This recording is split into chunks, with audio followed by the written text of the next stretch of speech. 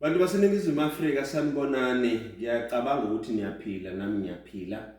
Anginazo inkinga, ngimqemana ukuthi nje ke nangu umuntu uhleli uzihlalele uzipholele. Kodwa ke kunemibuzo eminingi abantu abangibuza yona, eminye yayo ethi lolu hlelo likamnakwethu ngabe uhlelo likhona noma kuya-actwa yini? Cha, nguphendule lo mbuzo. Aku-actwa kumnakwethu, uhlelo likhona. Kodwa esikutholile ukuthi bakhona abantu ebebefuna ukuzozakhela udumo negama. Engicabanga ukuthi ke bamafaka ngoba isithembu bayasifuna ukuthi babe naso. Kodwa uma ngabe nina senibona lama girlfriend abo edelela lapha ku TV bese niyawathuka ku social media niwatshela ukuthi kahle kahle akafanele ukuthi ngabe aba omamncane njengoba bevela ewomamncane bajikile base bekubona no isithembu abasifuni bebe-actor bezama ukuthi bageze igama.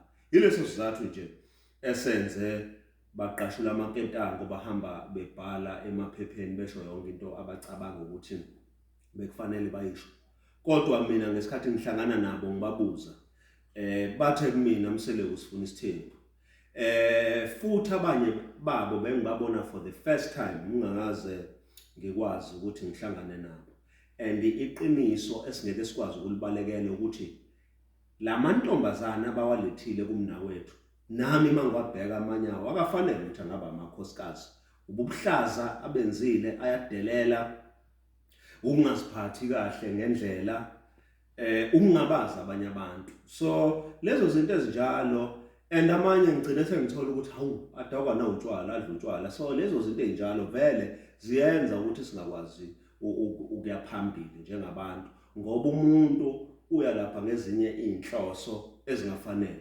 Kahle kahle uma ngabe umuntu eyindoda efuna ukuthi abe nesithembu esiproper noma akhe umuzi kufanele alande equality ikhanitholakala ikhanget yomuntu wesifazane engahambe nje ethatha noma yini ngoba nakho ezwe emthanda ngaleso sikhathi. Fanele lethe umuntu okhuliswe ekhaya eliphilayo, umuntu onenhlonipho, umuntu omazisayo omunye umuntu noma ngabe umnakwabo noma kayena umnakwabo.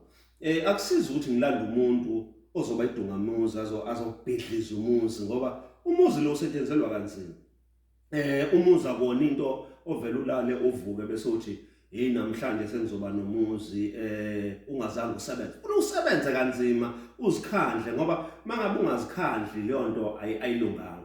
Nawo lamadoda futhi ngiwabona amavaka ngoba mase kufanele ame esikhaleni discipline labo mamncane ayahluleka ukwenza lokho bese ngabasabavikeli amakhosikazi lawa amadala. Kuvela umbuzo lapho uthi ngakube amakhosikazi amadala nama privilege anama rights angcono ngoba nawo amakhosikazi. Yes, of course. Mangabe uyinkosana there is no way ukuthi sojika namhlanje sithi awuseyona inkosana. It's a birthright for the fact ukuthi lo muntu ungenile kwaba uyena oyisisekelo sokuthi kwakho umuzi. Lo muzi namhlanje uzokufanele ukhuliswe wandiswe ngokuthi kulethe umunye umama.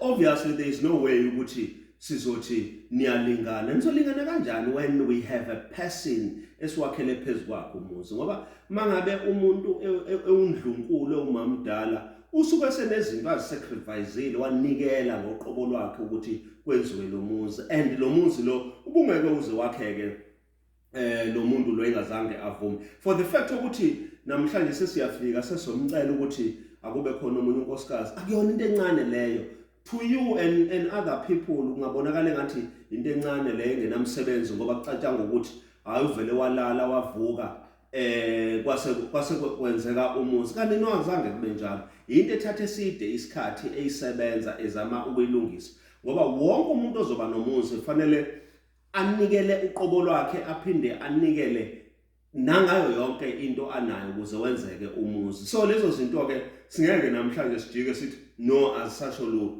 Ngaphezulu kwalokho uthola ukuthi abanye omamdala badlule inkingeni eziningaba bewabevuka nalamadoda and iyona lento yenza abantu besozane bagcine besithuka isithembu bengasifuni.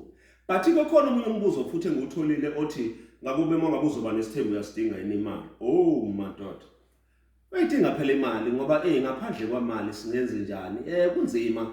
Angithi lento asibuke ngokuthi uma unomuzi owodwa uhluleke ukuthenga isaka lempuphu noma isaka le-rice, uzolithenga kanjani isaka langale lomunye umuzi wesibili? Obviously uzoletha abantu ozobalambisa, and leyo nto leyo iyinkinga. Ingakho manje uhlelo likaMnakwethu lingaqondile ukuthi lizobhidliza, but liqonde ukuthi lizokwakha, ngoba uma ngabe lizobhidliza ngeke kuze kulunge.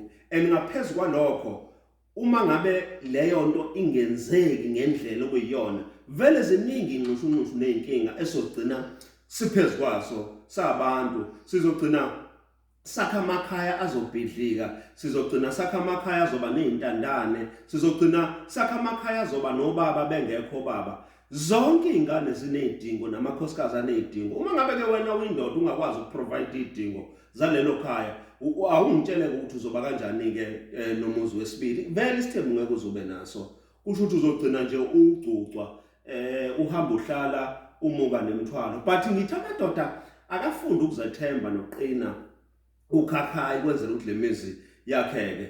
Omunye umbuzo engiwubuziwe ukuthi esiphi isikhathi mhlawumbe kufanele ukuthi mangabe uyindoda bese uintroduce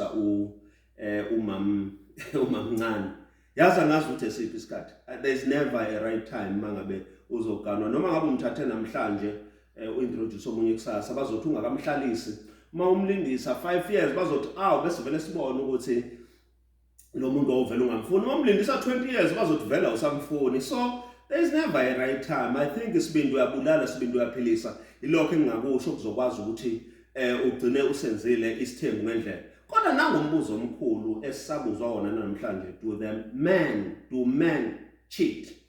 Angazi leli gama leli lokucheat ukuthi lisho ukuthini. Ingakho ngithi li concept yasentshonalanga, ngoba ngokwesintu umuntu wayivuka ekseni ahambe ayoshela athole intombi, so kwakungabizwa ngokucheat, lokho kubizwa ngokuthanda.